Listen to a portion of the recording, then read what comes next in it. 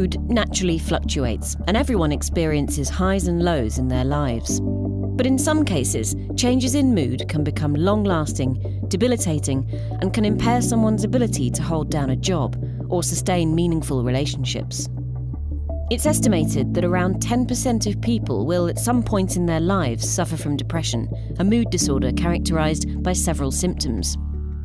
Feeling sad, distressed, unmotivated, excessively tired, and losing interest in once pleasurable activities known as anhedonia. Many people with depression also suffer from anxiety. Neuroimaging studies reveal that many brain circuits that normally regulate mood are dysregulated in depression. Located deep within the brain, the amygdala processes highly salient stimuli such as rewards and potential threats. In depression, the amygdala is overactive and responds excessively to negative events.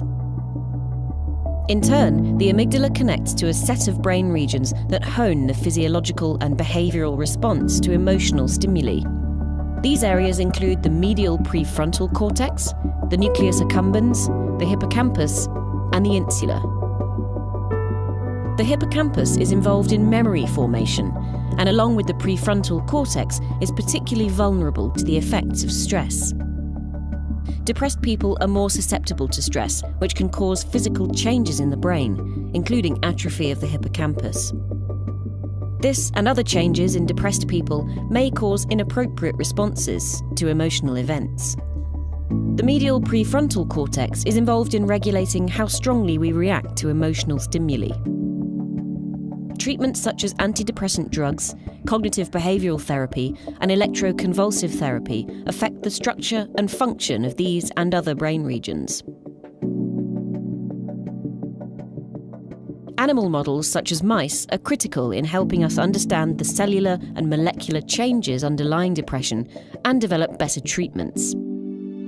Although it's impossible to know if a mouse is depressed, mice subjected to chronic stress show some symptoms similar to depressed humans, such as anxiety-like behaviour, less social interaction, and a lack of interest in normally pleasurable activities.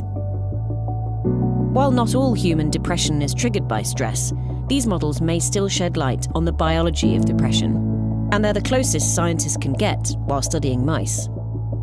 As with humans, chronic stress in mice can lead to atrophy of the hippocampus and prefrontal cortex. Mouse studies have also shown altered neuronal plasticity in various brain regions, including the hippocampus, prefrontal cortex, amygdala, and nucleus accumbens. In a healthy hippocampus, experiences can lead to changes in the connections between neurons, resulting in learning. These changes are referred to as plasticity. Chronic stress can reduce this plasticity. Healthy brains also continue to produce new neurons in one part of the hippocampus. These new neurons slowly mature and integrate into the circuitry, where they have a strong effect on hippocampal activity and behaviour. These new neurons are also affected by stress. They're reduced in number in stressed brains. These effects may result from reduced levels of neurotrophins, proteins that increase neuronal growth and plasticity. Reduced plasticity may stop the hippocampus from being able to properly regulate the stress response, which may lead to a vicious cycle where stress perpetuates more stress. The hippocampus is particularly affected, but there can be reductions in plasticity elsewhere in the brain, and together these changes could contribute to other symptoms of depression like anhedonia. Whether these cellular changes seen in mice are involved in human depression remains unclear. Most antidepressants available today rapidly increase the amount of the neurotransmitters serotonin and/or norepinephrine in the synapse. However, improvements in symptoms in patients and mice usually don't occur until weeks after starting the treatment. While the reasons for this delay aren't fully understood, prolonged treatment with antidepressants can, over time, act to reverse some of the changes induced by chronic stress, increasing neurotrophin expression and rebooting hippocampal plasticity. Non-chemical treatments for depression, including electroconvulsive shock, also promote hippocampal plasticity in mice. Antidepressant treatment can also reverse stress-induced changes in other areas of the brain, including the prefrontal cortex and reward circuitry. Different treatments may target different regions to improve symptoms. Recently, the drug ketamine was found to have rapid antidepressant effects in patients with depression as well as in rodent models, with effects lasting for days. The mechanism behind this is an area of active research.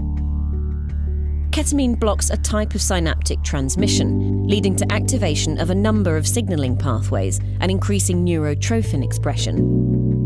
These molecular changes result in increased plasticity in the prefrontal cortex and hippocampus and likely contribute to ketamine's behavioural effects. By studying the changes in the brain caused by chronic stress and how antidepressants like ketamine work to reverse them, researchers may find new targets for treatment or new drugs that could act more quickly, more specifically, or more effectively than currently available treatments.